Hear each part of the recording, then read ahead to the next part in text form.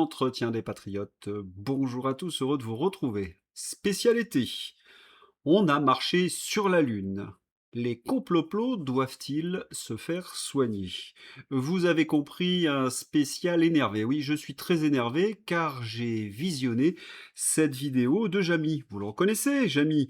Le vieux bouc de C'est pas sorcier. Je sais, hein, je n'aurais pas dû. À chaque fois que je visionne ce genre de documentaire, j'ai des remontées acides, des palpitations cardiaques. Il faut dire qu'il n'y va pas par quatre chemins, le Jamy. Il nous sort toute l'artillerie lyrique, l'hyperbole. C'est la plus grande prouesse de l'histoire orchestrée par le gouvernement américain. Oui, oui, dixit Jamy. Bon, vous savez ce qu'il vous reste à faire. Eh bien, oui, vous mettre au garde à vous. Et comme cela ne suffisait pas, je me suis aussi tapé ceci. La Mahé, c'est impossible d'aller sur la Lune. Une critique des complots. Et de nouveau, hein, pendant le visionnage, palpitations et remontée acide. La Mahé commence sa vidéo par brailler «C'est le plus grand exploit de l'histoire». Mahé et Jamy, ils travaillent de concert parce que les images de l'exploit. Mais qu'admire-t-il exactement? Est-ce ce saut de l'échelle? Le planter du drapeau? Ont-ils conscience de la signification de ce geste en 1969? Il ne faudrait pas que le drapeau lunaire cache l'histoire moins glorieuse des USA à cette période. Voilà un autre cliché. Oui, oui, c'est la vraie photographie d'Armstrong sur la Lune. Non, je plaisante, c'est un gag. Oui, vous apercevez la Lune. Mais je sens que cet humour n'est pas vraiment partagé, que la colère monte, des palpitations. Chacun son tour. Quant à Jamy, que voulez-vous? Il voit rouge. C'est un complot! Ça y est, nous y sommes. Jamy qui se lance dans une vaste opération de psychiatrisation. Tous ceux qui remettent en cause que l'homme a posé le pied sur la Lune sont des esprits fragiles dominés par le biais de confirmation. C'est intéressant parce que j'en ai parlé la semaine dernière avec Antoine. C'est donc chercher des éléments qui confirment et ignorer les informations contradictoires. Les biais sont issus des sciences comportementales, c'est du behaviorisme. C'est très intéressant, mais c'est également très très réducteur. L'homme est bien plus complexe. Et notez un point intéressant, ces biais sont utilisés aujourd'hui par nos élites, les oins, comme l'écrit Thomas Sowell, grand penseur américain, pour remettre en cause l'idéal démocratique. Vous comprenez? D'un côté, il y a ceux qui savent surmonter leur biais de confirmation, les sachants, les Jamy, les Emmanuel Macron. Et puis de l'autre, il y a les pauvres gueux que nous sommes. Nous sommes victimes de nos biais de confirmation. Et dans leur logique, il faudrait peut-être supprimer la liberté d'expression. Nous pensons si mal. Et supprimer dans la foulée les réseaux sociaux. Parce que vous en doutez que Jamy accuse les réseaux sociaux d'être à l'origine de toutes ces théories du complot. Jamy, scientifique de la Pravda. Vous voyez, je pense, où je veux en venir. Tourner une vidéo sur Armstrong et Apollo 11, c'est célébrer un exploit US. On y reviendra. Psychiatriser tous les dissidents de la pensée unique via les biais de confirmation. Ces biais de confirmation, ça fait chic et ça fait même scientifique. Et finir par accuser ces maudits réseaux sociaux. Vous avez à peu près le même schéma dans cette vidéo de la Mahé. Il me semble donc que traiter du sujet d'Apollo 11 est le prétexte pour véhiculer la pensée dominante. Vous voulez que je vous dise? Comment non? Mais si, tout journaliste qui use du terme complotiste pour discréditer une thèse est un journaliste aux ordres, un propagandiste, un attaché de presse du pouvoir, un lécheur. Bon, vous avez compris, ce n'est pas quelqu'un de crédible. Pourquoi? Eh bien, c'est ce que je vais tenter de vous expliquer dans cet entretien. Comme dirait quelqu'un de célèbre, mais allons-y! Allons-y, quoi. Je dis aux Français, allons-y, quoi. C'est franchement, s'il faut. La définition du complotisme. Le complotisme désigne la tendance à expliquer des événements historiques, sociaux ou politiques par l'action secrète et malveillante d'un groupe caché. Il rejette la version officielle des faits pour imposer l'idée d'une manipulation générale. Attendez là, il n'y a pas quelque chose qui cloche dans cette définition? Si, je pense que vous avez trouvé la notion de version officielle. Par essence, elle est toujours fausse. Et je laisse de côté l'aspect philosophique de la notion de vérité. Pour éviter les tromperies et les mensonges de nos dirigeants, il y a deux catégories principales qui remettent en cause la version officielle, les historiens et les journalistes. En démocratie, quand on appartient à ces deux catégories, on doit être d'un scepticisme féroce. On a appris cela dans nos études. Et oui, parce que sans ce scepticisme, c'est le ministère de la vérité que nous connaissons dans les systèmes totalitaires. Le souci de la définition, ce sont les groupes cachés. Ça fait très exagéré, ça fait complot dans les caves. Les groupes cachés, c'est le piège donc de la définition du complotisme. C'est une exagération pour discréditer toutes les critiques. Et en plus, ces groupes sont rarement cachés dans l'histoire, les bolcheviks, les fascistes, les révolutionnaires. Et puis, nos dirigeants vont un petit peu comploter pour conserver le pouvoir, avec de gros budgets de communication. Ils vont utiliser des narratifs, des campagnes d'information et de désinformation, de manipulation, d'instrumentalisation, de nudge. Et en plus, ils ont les médias avec eux, la concentration des médias pour conserver le pouvoir. Nos médias et nos dirigeants essaient de mettre en place cette équation critique et scepticisme égale complotisme. Mais nous avons étudié l'histoire, nous voyons qu'il y a des groupes, en effet, de révolutionnaires qui complotent pour prendre le pouvoir, mais il y a également le groupe 2, ceux qui dirigent, qui manipulent les médias, le peuple, pour conserver le pouvoir et surtout refuser l'alternance politique. Nous en avons une très belle illustration en ce moment en France. Mais revenons à Jamy et Apollo 11. Il faut commencer par rappeler que la conquête spatiale s'inscrit dans un contexte historique, la guerre froide, la rivalité entre les USA et l'URSS, le fameux prestige technologique. Mais ce ne sont pas les Russes qui ont critiqué Apollo 11, mais bien le peuple américain, et majoritairement. Comment cela se fait-il? Voyons voir. Parce qu'il y a un sous-contexte. Apollo 11 est une étape dans un processus de l'histoire US qui a commencé avec l'assassinat de Kennedy. Le 29 novembre 1963, à Dallas, Kennedy est abattu. Cet assassinat va populariser la théorie du complot. Le premier en avoir abondamment parlé, c'est le philosophe Karl Popper. Dans son ouvrage La société ouverte et ses ennemis 1945, le philosophe Karl Popper critique la théorie complotiste de la société.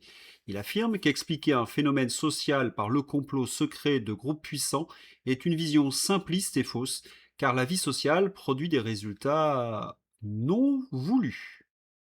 Attention, Karl Popper est un immense philosophe et on lui fait dire ce qu'il n'a pas dit. Et oui, il y a eu des contresens, notamment de ces groupes de pseudo-journalistes, les fact-checkers comme Rudi Reichstadt, au cœur du complot. Ils ne savent que brailler un mot, complotisme, complotisme et complotisme. C'est le bâton du pouvoir. Vous doutez que Karl Popper n'a pas cette pensée manichéenne bébête. Le voici, Karl Popper. Donc, selon l'immense philosophe allemand, il n'y a pas une cause unique à un événement social et historique. C'est multifactoriel. Il prend l'exemple de la Révolution française. Dans les manuels du XIXe siècle, on avait tendance à affirmer que la Révolution était due à l'activisme de groupes révolutionnaires maçonniques. Popper ajoute d'autres phénomènes comme la faiblesse du pouvoir royal, le prix du grain, la colère des officiers royaux, etc. Pour nos fact-checkers, leur déduction, c'est que l'activisme des groupes révolutionnaires n'a jamais existé. En parler, c'est du complotisme. Contresens, contresens et contresens. Du complotisme à l'envers. D'ailleurs, mes professeurs à la Sorbonne expliquaient que lorsqu'il y avait un incendie, on pouvait toujours donner, multifactoriel, des facteurs, hein, la sécheresse, les bois qui ne sont pas débroussaillés, le manque de moyens. Mais pourquoi l'incendie se développe à cet endroit-là? Eh bien, c'est qu'il y a des pyromanes. Il y a des phénomènes qui sont plus décisifs que d'autres. Il ne faut pas oublier la hiérarchisation. Mais revenons dans les années 60 avec l'attentat de Kennedy. De nombreux Américains se posaient la question, qui sont les responsables? Et voilà que la CIA émet un drôle d'avis. Émis en avril 1967, ce mémo de la Central Intelligence Agency visait à répondre aux doutes croissants sur l'enquête concernant la mort de John Fitzgerald Kennedy. Il conseillait aux agents d'utiliser des contacts médiatiques pour réfuter les critiques. L'objectif était de peindre les contestataires comme des personnes biaisées ou obsédées en leur appliquant le label péjoratif de théoriciens du complot. J'ai bien lu ce que j'ai lu, mais là, j'ai envie de féliciter notre ami Jamy. Bravo! Dès 67, la CIA parlait de biais. Et en 2026, tu reprends le système qui a été mis en place pour discréditer ceux qui se posaient des questions sur l'assassinat de Kennedy. Bravo Jamy, bravo à Rudi Reichstadt. Bravo les gars, vous êtes de bons petits soldats du pouvoir. Et ceux qui se posaient des questions sur l'assassinat de Kennedy, avaient-ils tort? Eh bien non, au vu des révélations qui apparaissent au XXIe siècle. Un très bon documentaire sur la mort de Kennedy, notamment des médecins urgentistes. Ce documentaire donne la parole aux 7 médecins urgentistes du Parkland Memorial Hospital de Dallas qui ont tenté de réanimer John Kennedy le 22 novembre 1963. Le constat médical, les médecins affirment de manière unanime que la petite blessure à la gorge du président était une blessure d'entrée et que le trou à l'arrière de son crâne était une blessure de sortie. La conclusion du deuxième tueur, pour que la balle soit entrée par l'avant, le tir devait obligatoirement provenir d'en face du cortège, la célèbre colline herbeuse ou Grassy Knoll, impliquant ainsi un deuxième tireur. La manipulation de l'autopsie. Les médecins soulignent que le rapport officiel de l'autopsie, réalisé plus tard à l'hôpital militaire de Bethesda, contredit totalement ce qu'ils ont observé à Dallas. Le film explore la théorie selon laquelle le corps ou les blessures auraient été altérés pendant le transport vers Washington pour masquer l'existence de ce second tireur. Quant au tireur officiel, la CIA a toujours dénié le fait qu'il le connaissait. Assassinat de Kennedy, un document déclassifié prouve qu'un agent de la CIA connaissait le tueur, Lee Harvey Oswald.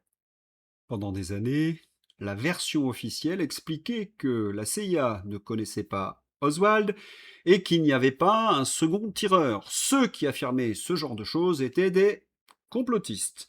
Et pan sur le museau. La version officielle ne colle jamais avec la réalité historique. Deuxième assassinat. Vous reconnaissez le pasteur Martin Luther King.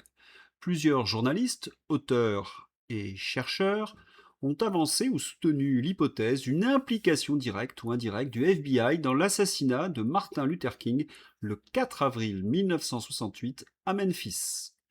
William F. Pepper, par exemple, c'est le principal promoteur de cette thèse. Il a représenté James Earl Ray, puis la famille King. Dans ses livres, il affirme que Ray était un bouc émissaire et que l'assassinat résultait d'une conspiration impliquant le FBI, ouvert et son adjoint Clyde Tolson, la police de Memphis, l'armée américaine, la CIA et la mafia. Il s'appuie notamment sur le procès civil de 1999 à Memphis, où le jury a conclu à une conspiration. La famille King a soutenu ces conclusions. D'autres historiens et journalistes défendent cette thèse, mais selon la version officielle, c'est une théorie du complot. Vous êtes bien assis? Vous connaissez ce personnage diabolique, J. Edgar Hoover, directeur du FBI? Car la mort de Martin Luther King prend un autre relief lorsqu'on connaît le COINTELPRO pour Counterintelligence Programme. C'était un programme clandestin et illégal mené par le FBI entre 1956 et 1971, dirigé par J. Edgar Hoover. Son but était de surveiller, infiltrer, discréditer et neutraliser les organisations politiques jugées subversives ou radicales aux États-Unis, mais totalement démocratiques. Le FBI a ciblé des mouvements contestant l'ordre établi et les politiques gouvernementales, les mouvements pour les droits civiques et des personnalités comme Martin Luther King. Les organisations de défense des Afro-Américains, notamment les Black Panther Party, les groupes opposés à la guerre du Vietnam, la Nouvelle Gauche. Les méthodes utilisées. Le programme recourait à des méthodes extra-légales pour détruire les réputations et briser les mouvements de l'intérieur. Infiltration et provocation par des agents doubles ou des informateurs. Envoi de fausses lettres anonymes et diffusion de rumeurs pour semer la division et la violence. Cambriolages illégaux, écoutes téléphoniques et perquisitions sans mandat. Harcèlement psychologique et judiciaire des militants et de leurs familles. L'existence officielle du COINTELPRO a ensuite été mise en lumière par la commission d'enquête sénatoriale menée par le sénateur Frank Church en 1975. Ce que je viens de vous lire est gentillé, certainement par rapport à la réalité. Pensez, c'est la version officielle. Allons un petit peu plus loin. Hoover, ce fameux Edgar Hoover, le tout-puissant directeur du FBI de 1924 à 1972, aurait fait l'objet d'un chantage de la part de la mafia. Selon plusieurs biographes et historiens, le crime organisé détenait des dossiers compromettants sur sa vie privée, notamment sur son homosexualité supposée et ses penchants. Les origines du chantage mafieux. Dossier secret, la pègre aurait amassé des photos et des preuves concernant la vie intime de Hoover. Équilibre de la terreur, une forme de statu quo tacite se serait installée entre le patron du FBI et les parrains de la pègre. Tactique inversée, la mafia a utilisé contre Hoover l'arme du chantage qu'il maniait lui-même à grande échelle. Les conséquences sur la lutte anti-criminalité. Tolérance relative, Hoover a longtemps nié ou minimisé l'existence même d'un syndicat national du crime organisé. La Cosa Nostra. Priorité détournée, le FBI a concentré massivement ses ressources sur la menace communiste plutôt que sur les réseaux mafieux et sur les opposants comme Martin Luther King. Impunité partielle, les grands parrains ont pu opérer et développer leurs affaires avec une quiétude relative face aux forces fédérales. Le bilan des années Hoover, les forces de l'ordre ont été bien passives face au trafic de stupéfiants. À la fin des années 60, il y a eu une explosion des dealers et des camés dans les ghettos américains. Certains complots, mais ce sont des complots, ont affirmé que c'était voulu par Hoover. Quand on se pique, on ne milite pas pour les droits civiques. Pour la communauté afro-américaine, c'est le drame. Les communautés afro-américaines elles-mêmes, résidents, pasteurs, leaders de la classe moyenne, se sont plaintes du manque d'action et ont parfois demandé une répression plus dure contre les dealers et les toxicos, car la criminalité liée aux stupéfiants touchait durement les habitants respectables. Vous me dites, pardon, que je m'éloigne du sujet de On a marché sur la Lune? Alors là, pas le moins du monde. Nous sommes les pieds dedans. Nous sommes dans les années 60. Et il faut donc bien présenter le sous-contexte. Et il manque évidemment quelque chose. La guerre au Vietnam. L'utilisation de l'agent orange et puis le napalm par l'armée des États-Unis pendant la guerre du Vietnam constitue l'une des plus graves catastrophes sanitaires et environnementales du XXe siècle. Entre 1961 et 1971, dans le cadre de l'opération Ranch Hand, les forces américaines ont déversé près de 80 millions de litres d'herbicides chimiques sur le pays, dont plus de 60% étaient de l'agent orange. Ce produit contenait de la dioxine TCDD, l'un des polluants organiques les plus toxiques jamais créés, dont les effets dévastateurs touchent encore aujourd'hui la population vietnamienne. On estime qu'entre 2,1 et 4,8 millions de Vietnamiens ont été directement exposés à ces pulvérisations. La dioxine est un poison qui ne s'élimine pas facilement et s'accumule dans la chaîne alimentaire. Maladies chroniques, explosion des taux de cancer, du foie, des poumons, de la prostate, de diabète de type 2 et de graves troubles neurologiques et immunitaires chez les survivants. Malformation congénitale, les bébés nés dans les zones contaminées souffrent de malformations physiques effroyables, d'absence de membres, de cécité ou de retards mentaux sévères. Il n'y a pas à dire, hein. Elles sont sympas, ces élites américaines des années 60, hein, les Johnson, les Hoover, les Nixon. Faudrait pas non plus oublier Henry Kissinger. Que des gars bien. Et surtout, si vous remettez en cause leur version officielle, vous êtes des complots possédés par des biais de confirmation. Des déplorables en somme. Mais ce qu'il y a de bien dans le peuple américain, c'est que la riposte s'est organisée contre ces affreux. Des manifestations géantes contre leur tyrannie. Dans les campus universitaires, on manifeste contre ces crimes de guerre. La révolte étudiante, les campus universitaires comme Berkeley ou Columbia sont devenus des foyers de résistance. Les jeunes organisaient des teach-in débats publics et brûlaient publiquement leurs ordres de mobilisation pour refuser de partir au front. Des rassemblements géants. En octobre 1967, la célèbre marche sur le Pentagone rassemble plus de 75 000 personnes aux portes du pouvoir militaire. En avril 67, tiens, Martin Luther King prend la tête d'une marche historique de 400 000 personnes à New York, dénonçant l'immoralité de cette guerre. En novembre 1969, le moratoire pour la fin de la guerre réunit plus de 500 000 manifestants à Washington, la plus grande manifestation anti-guerre de l'histoire du pays à l'époque. Et pour la première fois, la guerre s'invitait dans les salons. Les images quotidiennes de villages vietnamiens brûlés au napalm et de civils mutilés ont provoqué un choc moral profond et un dégoût généralisé au sein de la population américaine. Ça y est, j'entends des voix me dire que c'est très éloigné de Apollon 11. Eh bien, pas le moins du monde, on a les pieds dedans. Après l'incendie d'Apollon 1, en janvier 1967, certains sénateurs et membres du Congrès ont fortement critiqué le programme et demandé soit un arrêt, soit une mise en cause profonde. La population américaine commençait à manifester. Certains membres du Congrès ont même évoqué l'idée de fermer purement et simplement le programme spatial habité, jugeant qu'il y avait trop de négligence, de gaspillage et de risques inutiles.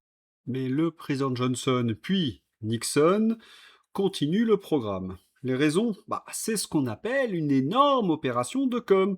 Regardez la Lune et cessez de voir les crimes de guerre, les finances qui sont à l'os, la répression des mouvements des droits civiques.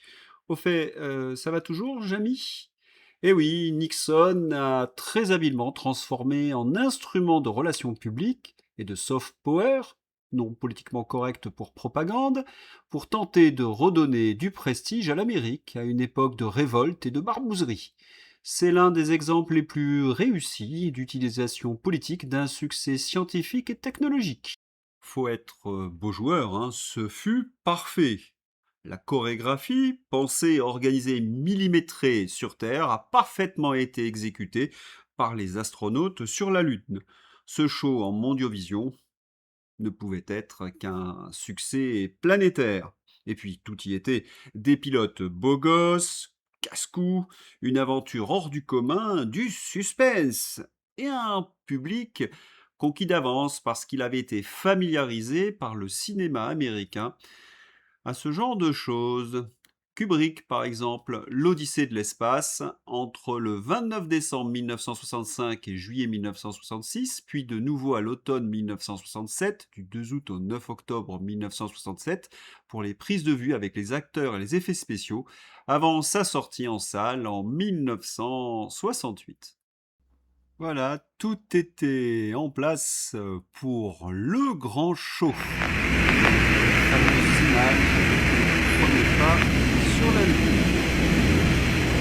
Les astronautes ont dû donc obéir à des protocoles stricts.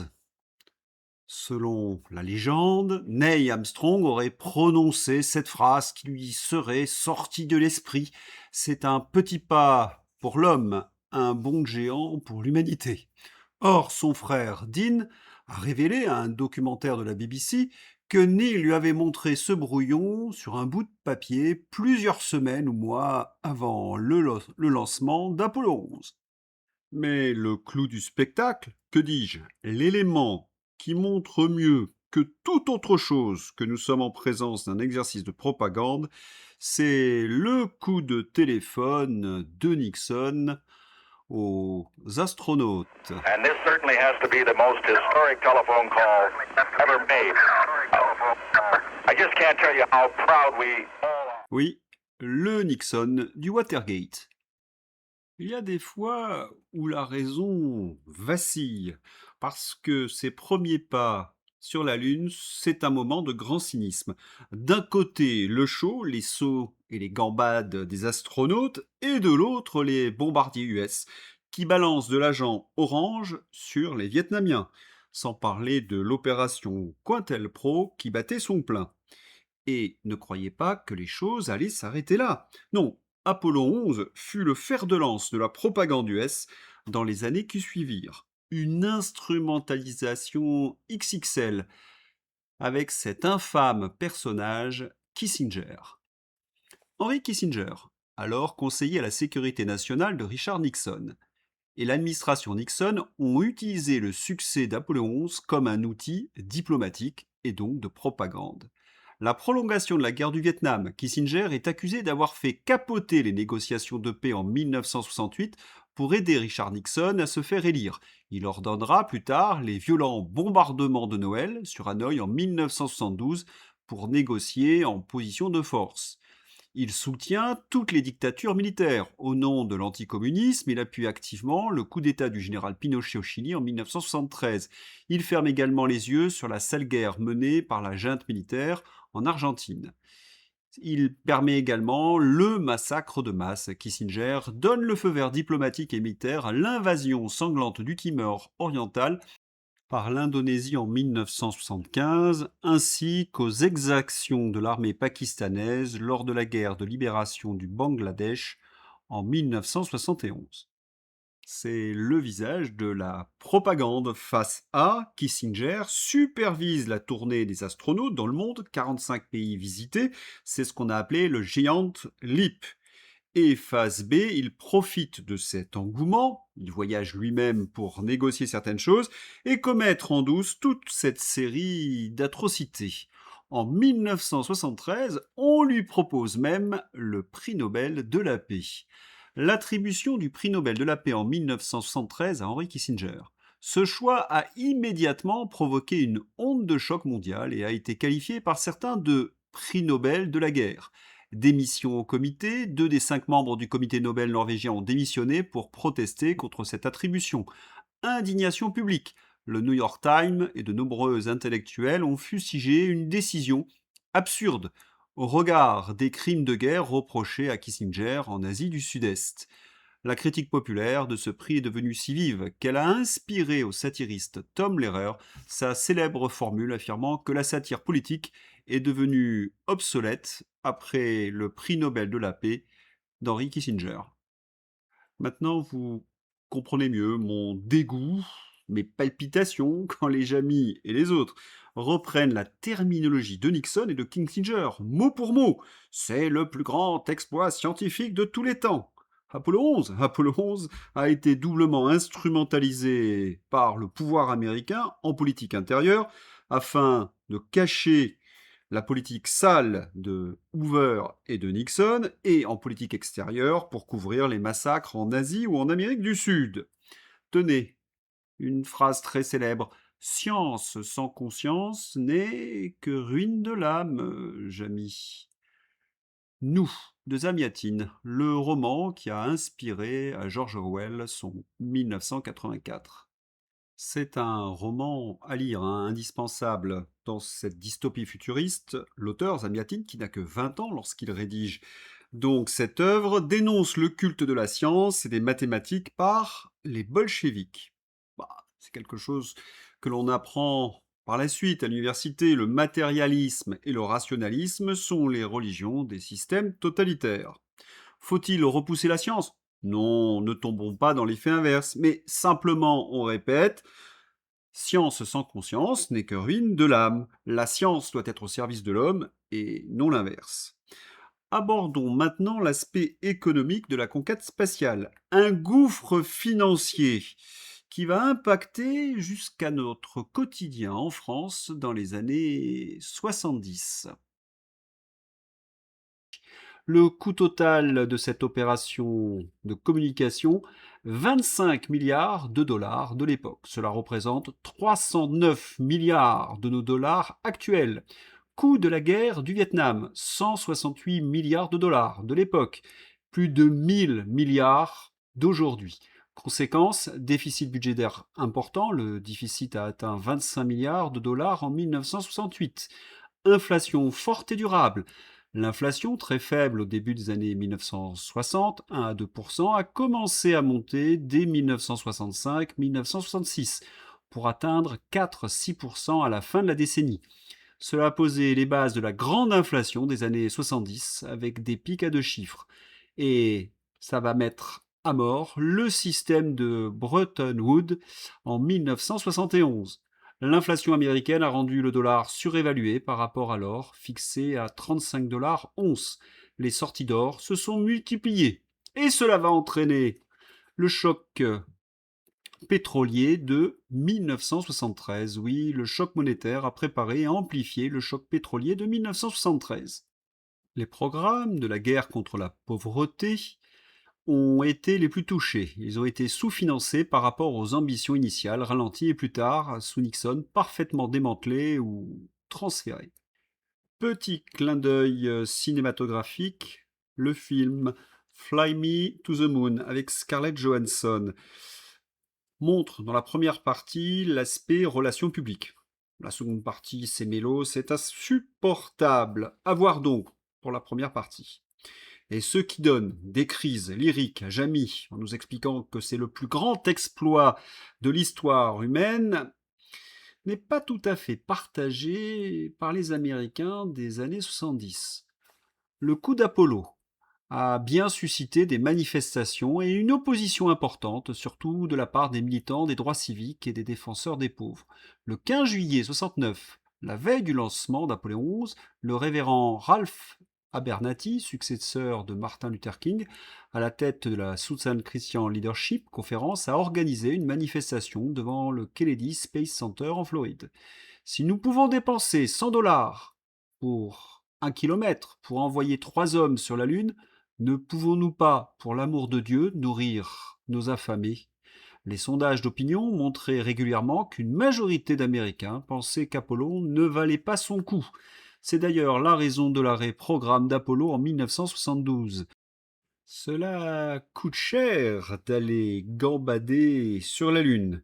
C'est la raison pour laquelle, vous avez compris, les programmes ont été arrêtés. Et en plus, il n'y a pas de réel intérêt scientifique. Ah, j'allais oublier, Nixon et le Watergate. Si on résume, assassinat de Kennedy, assassinat du pasteur Martin Luther King, ouvert et la mafia, ouvert et le programme Cointel-Pro, la guerre sale au Vietnam, les crimes de guerre, les manifestations contre la guerre, contre la répression, notamment des droits civiques, eh bien, la guerre du Vietnam plus la conquête spatiale vont mettre fin aux accords de Bretton Woods qui vont engendrer le choc pétrolier de 1973. Et certains nous vendent le programme spatial comme une épopée exceptionnelle, historique, alors que ce n'est qu'un cache-misère. Que l'on puisse présenter l'aventure Apollo 11 hors de son cadre historique me semble ni plus ni moins ahurissant. D'ailleurs, des images très rares de Jamy subissant un entraînement MK Ultra pour traquer les complots. Oui, chef! Oui, chef! Il faut dire également que les États-Unis sont sortis traumatisés de cette guerre du Vietnam. Cela a donné toute une série de films et on se rappelle bien évidemment Rambo. Rambo, I make my own luck. traumatisme du Vietnam. Allez, pour finir, la question que tout le monde se pose, est-ce que les hommes ont bien marché sur la Lune? Je vais vous dire, je m'en moque complètement. Ce n'est pas de mon domaine, de mon rayon, je ne suis pas un scientifique. Et surtout, je ne veux pas me laisser enfermer dans ce piège-là. Juste réfléchissons.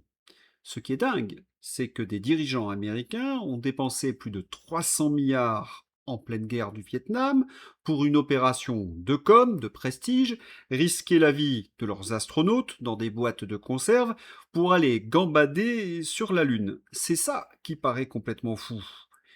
Et imaginons un instant si cela a raté comme Apollon 1, une catastrophe budgétaire doublée d'une catastrophe communicationnelle. Il faut savoir que Nixon possédait un texte en cas d'échec. Pouvait-il prendre ce risque? Avait-il un plan B? Quand on connaît les dingues de cette époque, je pense qu'on a la réponse. Alors comme Tintin, oui, on a marché sur la Lune. Et il ne faudrait pas oublier que le premier à marcher sur la Lune, c'est un Français, oui oui, Cyrano de Bergerac, en 1650. Cyrano de Bergerac, Voyage dans la Lune et histoire comique des États et empires du Soleil. Et il ne faudrait pas oublier à cette liste de grands écrivains ou de cinéastes, Jules Verne ou Méliès. Pourquoi ces facéties littéraires? C'est qu'Apoléon XI, j'en ai parlé un petit peu avec Kubrick, se nourrit d'un imaginaire romanesque et cinématographique. Et qu'est-ce que cela signifie être sur la Lune? Cela signifie qu'on est déconnecté de la réalité environnante, notre esprit s'est évadé. Apollon XI donc? Est-ce que les Américains voulaient nous déconnecter de la réalité historique, un peu comme Jamy ou Thomas Pesquet? La colère de Thomas Pesquet contre Jojo sur son canapé, qui pense que l'homme n'est jamais allé sur la Lune. C'est bien, hein, avec Thomas Pesquet, l'histoire, c'est un éternel recommencement. Thomas Pesquet, astronaute embarqué en Macronie. Jojo, mais oui, Jojo le gilet jaune, c'était le diminutif employé par Macron pour vomir donc sur les gilets jaunes. Jojo sur un canapé. Oui, quel idiot ce Pesquet. J'ai presque envie de dire cet âne. Il devrait relire un peu le philosophe Pascal. Tout le malheur des hommes vient d'une seule chose, qui est de ne pas savoir demeurer en repos dans une chambre. Dans une chambre, on peut méditer, Thomas Pesquet, lire et s'instruire, avec les entretiens des patriotes, et même s'abonner. Mais reprenons. Il y a peut-être des jojos qui se trompent sur l'ouverture spatiale, mais les jojos usent de quelque chose de très précieux en démocratie, le doute cartésien. Et Jojo a senti, j'ai envie de dire avec plein de bon sens, qu'il y avait quelque chose qui n'allait pas dans cette admiration obligatoire pour Apollo 11. Si vous n'aimez pas, vous êtes un complotiste. Et je crois avoir expliqué pourquoi. C'est quand même dingue, hein. On retrouve toujours les mêmes, Jamy, Thomas Pesquet. Oui, Thomas Pesquet, une fois de plus embarqué dans les combats pourris de la Macronie. On a l'impression que 57 ans après Apollo 11, Nixon et Kissinger, l'histoire bégaye avec Pesquet et Emmanuel Macron. Allez, moi je vais retourner dans ma chambre lire Cyrano de Bergerac. Vous voyez, ce n'est pas sorcier, il ne faut pas se laisser impressionner par des scientifiques de cours ou des historiens de salon qui ne sont là que pour renforcer les versions officielles. Quant à leurs sortilèges et leurs gris-gris, ce sont toujours les mêmes, hein, les biais, la psychiatrisation. Ils utilisent ce qui a été lancé par des agents de la CIA dans les années 60. D'ailleurs, pourquoi n'ont-ils que le mot complot à la bouche? Pour justifier la censure. De Jamy Le Bouc à Tondelier la Pastèque, il n'y a qu'un pas. Marine Tondelier. En matière d'ingérence étrangère, l'algorithme de X est un danger sous-estimé. Cette plateforme est au service d'Elon Musk, qui clame son souhait de voir gagner le Rassemblement national. Menacer X d'une interdiction est nécessaire, c'est dans l'aberration. L'algorithme de recommandation For You de X est open source et public. Tout utilisateur peut le désactiver en un clic. La Commission européenne a accepté le plan de conformité DSA de X le 15 juillet 2026. Fermer, fermer, fermer. Interdire, interdire, interdire. Censurer, censurer, censurer. L'arme des abrutis et des fascistes. Et puis n'oubliez pas qu'il y a un complotisme d'État. C'est le plus dangereux. Allez, avec cette blague du Gorafi, une campagne de désinformation russe assure que Gabriel Attal est apprécié des Français. Le Gorafi, oui. Voilà, c'est tout pour aujourd'hui. Demain, je reprends mes entretiens sur l'information. À bientôt, au revoir.